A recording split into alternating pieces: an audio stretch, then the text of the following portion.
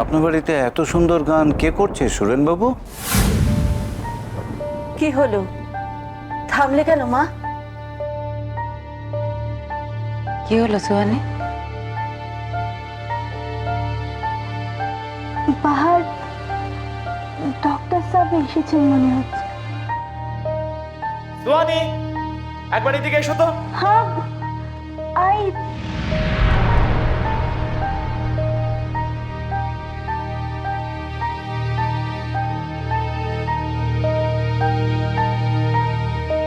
আসো ডাক্তার, আসো, বসো বসো।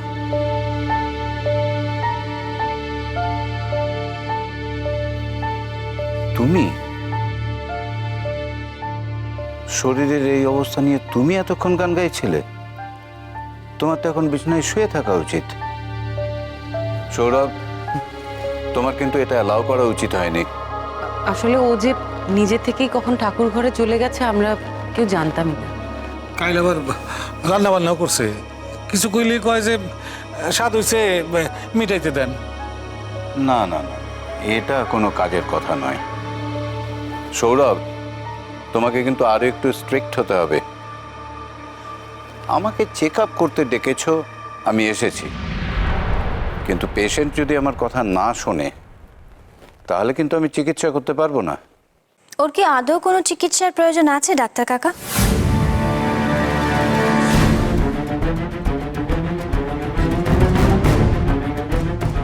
মানে? আলো, তোমার সন্দেহটা নিয়ে এখনই এত বাড়াবাড়ি শুরু করুন।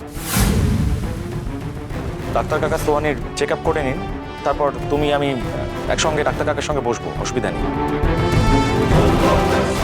সোহানি, তুমি ওপরে ঘরে যাও, ডাক্তার কাকা তোমার চেক আপ করো। না, আমি আমার সঙ্গে আরেকজন ডাক্তারকে নিয়ে এসেছি। আপনি আসুন দাদা।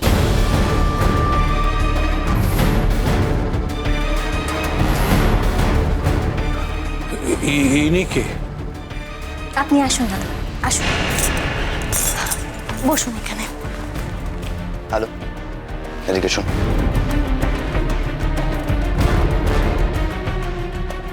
কি করতে চাইছিস তুই? হঠাৎ করে এইভাবে একজন অন্য ডাক্তার নিয়ে এলি কেন? মেজদা, আমি চাই যে এই ডাক্তারবাবু সুহানির আরেকবার রক্ত পরীক্ষা করুক,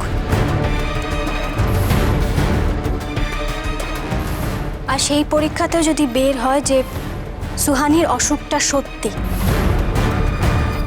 তাহলে ওর অসুখ নিয়ে আমি কোনোদিনও কোনো সন্দেহ প্রকাশ করব না।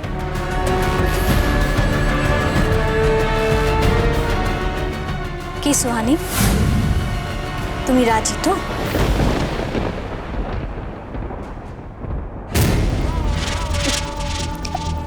ये सौरभ, सौरभ, ये क्या हो रहा है?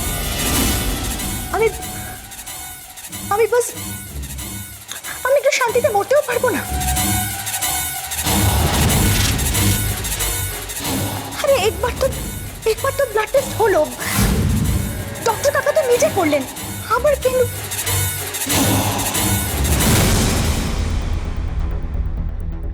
সেটা আলোর নিশ্চয়ই মনোমত হয়নি।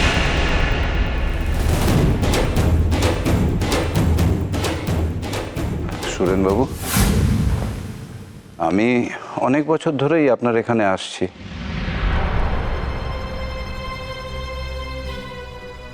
ইচ্ছের এই অসুখটাও আমি প্রায় সারিয়ে তুলেছি। তারপরেও আলোর আমার টেস্ট রিপোর্টের উপরে কোনো ভরসা নেই।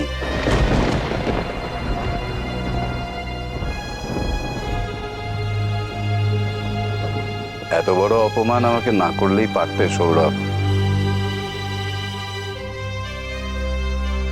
আমি চলি। ডাক্তার কাকা, আপনি শুনুন। আলো, এটা কি করলে তুমি? অদ্ভুত। আপনি আমাকে ভুল বুঝবেন না, দেখুন আমি একটা অন্য কারণে, আপনি দয়া করে যাবেন না। যথেষ্ট হয়েছে, থাক। ডাক্তার কাকা, আমি অন্য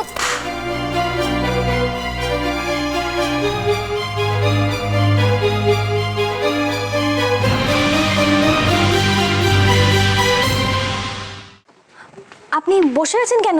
আপনি আসুন, ওই যে উনি দাঁড়িয়ে আছেন, ওনার রক্ত পরীক্ষা হবে। আপনি আসুন, আসুন আমার কাছে। এটার কি সত্যি কোনো প্রয়োজন আছে? প্রয়োজন আছে দিদি ভাই।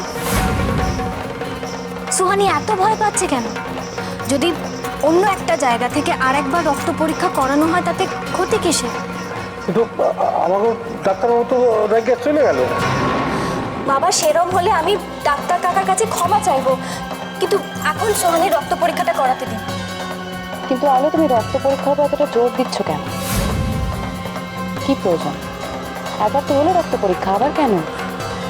কারণ আছে বড়দি, আমি তোমাকে সবটা বুঝিয়ে বলতে পারবো না। সুহানি যদি সত্যি অসুস্থ হয় তাহলে তো পরীক্ষার রিপোর্টটা একই আসবে, তাই না? হ্যাঁ, সে তো আসবেই আলো, কিন্তু যে দর্দটা হবে আমার সেটা তো আর রিপোর্টে আসবে না, তাই না? একটা মরা মানুষকে তুমি কেন বারবার মনে করিয়ে দিচ্ছ তুমি যে সে মরবে? সুহানি এরম কান্নাকাটি করে না তুমি রক্ত পরীক্ষাটা এড়াতে পারবে না। কোনো ব্লাড টেস্ট হবে না। এনাফ হয়ে গেছে, এনাফ। আমি এতক্ষণ ধরে চুপ করেছিলাম, আমি চাইনি সবার সামনে রিয়াক্ট করতে, আমি করিনি সেটা। কিন্তু তুমি তো কারো কোনো কথা শুনছো না, সবকিছু তোমার জেদ মাফিক হবে নাকি? কেন হবে সেটা? সৌরভ, তুমি এর মধ্যে এসো না, দয়া করে আমাকে বাধা দিও না। আমি কোনো ঝগড়াঝাটি চাইছি না, একটা সামান্য জিনিস চাইছি, সেটা আমাকে করতে দাও। আপনি আসুন।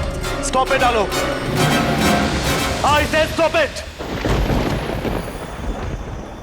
আমার পারমিশন ছাড়া এই বাড়িতে সুহানির ব্লাড টেস্ট হবে না, হবে না।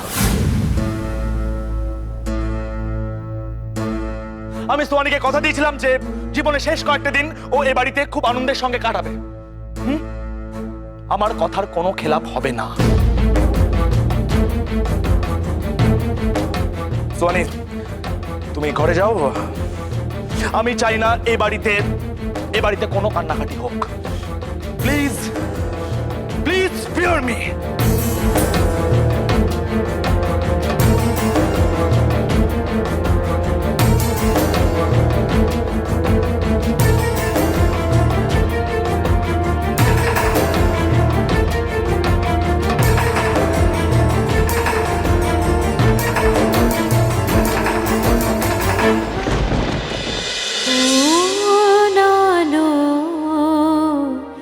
লাগলো চোখে